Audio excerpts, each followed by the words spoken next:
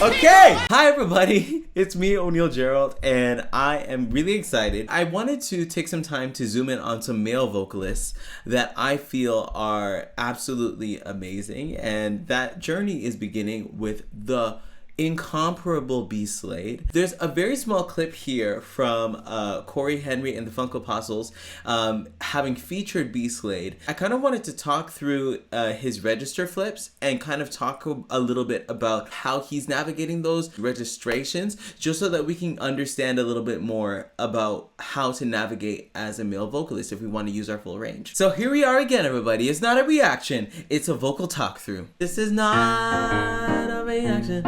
This is a talk through, it's a vocal talk through. This is not a reaction. This is a talk through, it's a vocal talk through.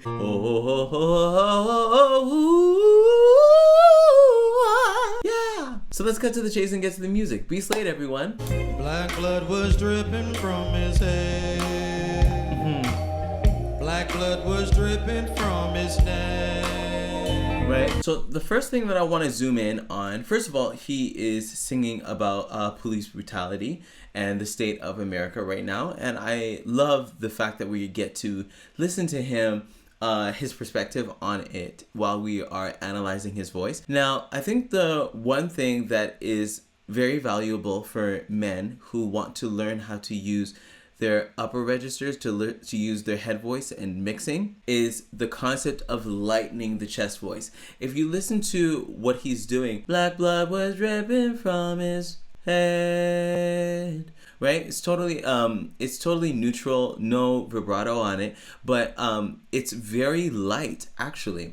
You can hear that he's not actually employing the fullness of the tone from his chest voice, but he's lifting the tone. Why? Because a lifted tone helps us to start to get ready to blend the chest register and the head register to make that mixed voice. What a lot of men are trained to do, mainly because of our upbringings, we're taught that we just have to take our chest voice and it needs to be thick and muscular all the way up to our break, and then all it is falsetto. Like a very, very thick sound versus actually starting to lighten the tone. Like allowing the sound to begin to disappear so that we can leave room for our head voice to take over. What Slade is doing here masterfully is he's already set his voice up to mix. Black blood was dripping from his leg. Is he dead yet? Let me check. Right, and even there, that's actually a great place for us to even see where he's starting to get his instrument very ready to mix. Is he dead yet? He's still very, very chesty, very thick with it. But then when he gets to let me check, he lightens the tone. Is he dead yet? Let me check. And then he brings the tone forward. Let me check. To brighten up the tone and get it ready to get the head register to take over. He's still wiggling his legs. Right? And he's still wiggling his legs. Right? He's still very, very light. And I think one thing that's really great to learn from Slade as well from here, and not just for male vocalists, but just for vocalists in general, he's intentionally painting the lyrics by creating a new world with his tone. He's saying, okay, I have vibrato, lack of vibrato. I have darker tones, I have lighter tones. What he's doing is he's manipulating the timbre. And I've talked about this a lot when it comes to gospel music. And that's a lot of Slade's background. Gospel artists or people who have experience in gospel have experience in not just singing a line just straight through, but actually using their timbres, using different parts of the colors that they have on the palette of their voice to paint the picture of what's going on. He wants to paint the picture of death, of what it's like to mourn somebody or to see a body that is lifeless. And so he takes the life out of his voice. No vibrato. Even in his tone, he's starting to allow the tone to disappear. Let me check. He allows the sound to disappear at the end of his phrases. So it makes it very interesting. Traumatized, I cried that night. Yeah. He is so well in tune with his mix. He knows exactly how much he needs to give in order to retain that power that he wants to come across, but he's never going to overwork himself. He employed some of his head register to help to support that tone so that it wasn't so thick and thunderous that he is just shouting, but it was very controlled, and then he skates back down very, very, very easily. When he even closes the eyes, he kind of darkens the tone a bit. Traumatized, I cried that night. Yeah. I'd never seen a black man die in front of my eyes. What? And now you're also hearing how smart of a musician is, because I think that's what the chords that they're playing. Let me just make sure. Something like that. But what he does is see the black man die in front of my eyes.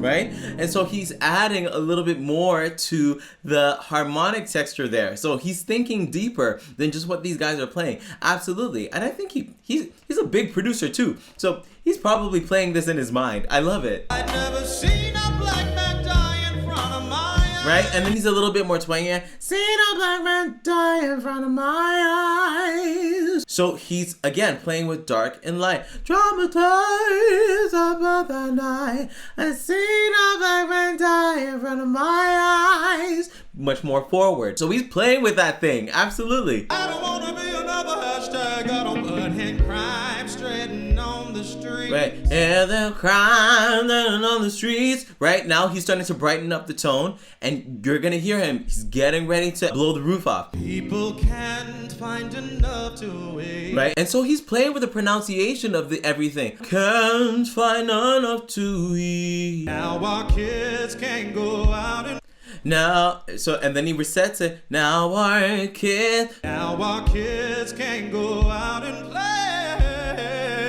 That play was very much, again, supported by the head register. That's the state of the world today. Right? Yeah.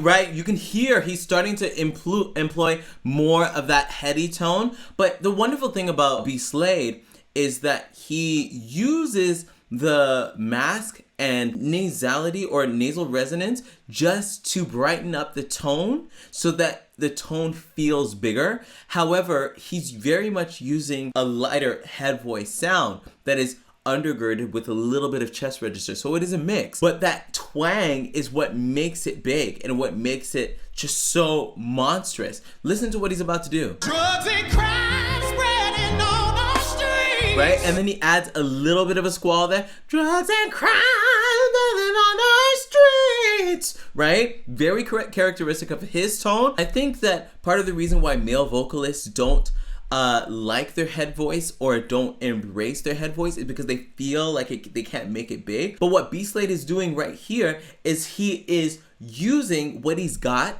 and adding to the color. So he's adding brightness to the tone and then adding a little bit more of a squall to actually make that tone a little bit bigger. Female vocalists that have smaller voices actually do a lot of that as well. But a lot of men don't realize that they have access to that if they just simply start using their head voice. So instead of drugs and crimes, I just make the tone a little bit twangy. Drugs and crime on our streets. It's not like his, but the extra brightness gives us a lot more room and a sound that fills a lot more than what we're thinking. B. Slade is giving us some gold, some wonderful advice on what to do with our voices. Absolutely. People can't find enough to eat. Right? And again, right there, he kind of spikes up. Can't find enough, no! And he adds a squall to it and then accents it a bit. Can't find enough to eat. And slightly increases also the brightness on that top tone to give it a little bit more thunder. And of course, now that he's out of the awkward place in terms of his passaggio, his break, now he's getting up into the higher parts of his register. That thing is going to sing. The higher that he goes, the more that head voice is going to open up and it's going to be just absolutely big. And what I also love about B. Slade is he's not afraid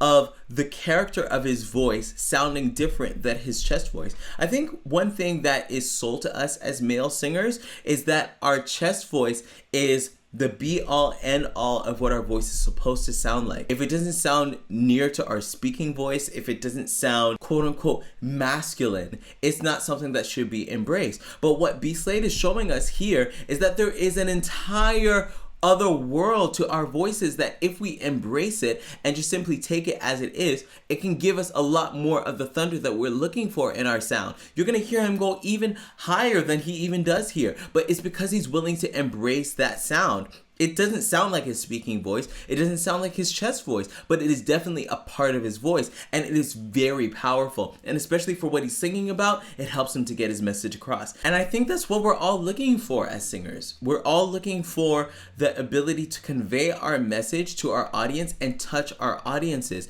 But what we don't realize, especially for male singers, is that we're pushing our voices to the point of strain, to the point of pain, and we're trying to force ourselves to touch our audiences and in a way that our voice can't handle. And that's why for me, I've decided to make it my mission to make you guys aware of what you need in order to touch your audience without injuring your voice. And so what I want you to do is to go and watch my masterclass at reclaimyourvoice.ca/masterclass, and there you're going to be able to find some wonderful free information on how you can use your voice to the best of your ability, not in a way that is straining, injuring, and causing you pain in order to get your message to your audience, but a way that has your voice at ease and a way that your voice can actually just be itself and do what it's supposed to do with the power and with the conviction that you're supposed to. So go to reclaimyourvoice.ca/masterclass, watch the masterclass, and get some wonderful free information. But let's get back to B. Slade, shall we? Okay. Yeah. What did he do? I don't even know what he did. But again, he's just using the brightness of his head tones and also just making sure that he's not obstructing his instrument. Like you can see, like there's a little bit of a flattening of the tone to kind of make the sound a little bit brighter and wider, but he's not getting in his own way. Like that's a very vertical sound. Well, it's based off of a more vertical sound. Oh my gosh, it's hard to do, but he's got it. And again, it's connected to the rest of his register. Come together right now. Right? We gon' come together. Put your hands together right now. Right? And that is actually the part that's probably the most masterful. He has this way of navigating all the way through his brain. Now. So one of the things that would happen usually if you're not truly mixing is that right now, right? What my voice is doing, where it's disappearing as it's going past the passaggio. But because he's connecting the two worlds, right now, right? I don't do it the best way, but he's connecting the two worlds. So he's at the top, nearing the top of his chest register, but he's able to kind of pass the baton between his chest voice and his head voice. That's exactly what's going on. When you're running in a relay, what you do in order to hand off the baton, you don't get somebody just handing off a baton to somebody that is just standing still. The two people have to run in tandem with each other, and then there is a gradual passing of the baton, and then the other person takes over. And that's what it's like navigating your mix. The head register is running at the speed of your chest register. That could be described as the head voice just simply being brought lower, but still being evident. Ooh, so we start in our chest register. Ooh, they're running together. Ooh, pass it. Ooh, right? And then your head voice takes off. That's what B. Slade is doing right here. Absolutely. Come together. Yeah. Right? Right? And do you see how his tongue resets as he's going through? Right? He's not obstructing anything with his tongue. And because he's not obstructing himself in any way, he can go off for however long. And what I also love is that he's supported in doing it. He's supporting all the way throughout. So he's able to go for long. for however long he wants to. Like, if you've seen B Slade sing live, like, it's almost as if his voice is just like a marathon runner. He just keeps going and going and going. And it's because he's not obstructed. Don't let pop music fool you. Guys can do more than just their speaking voices. Yeah.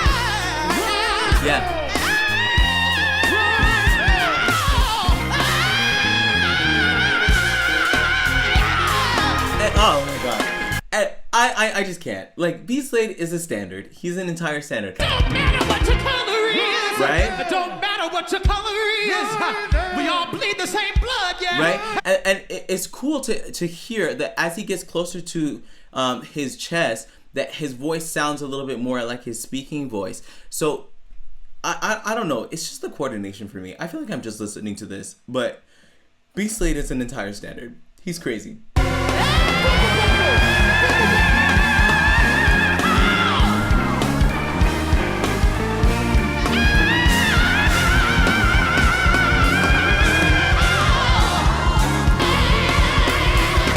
I'm like, what do I say? I think the biggest thing that I say is just simply that when guys employ their head registers, we've got range too. What's really important if you're gonna explore using your head register like that is just simply support your sound. Make sure that you're not obstructing anything there, because you don't want to fall into the position of strain or pain. And if you want more information about it, I encourage you to watch my masterclass at reclaimyourvoice.ca/masterclass and subscribe to this channel, because this is the place where we teach singers how to listen and we reclaim our voices. Reclaiming my voice. Anyway, I hope you go and look up some B Slade, and I'll see you guys in another video. Bye everyone.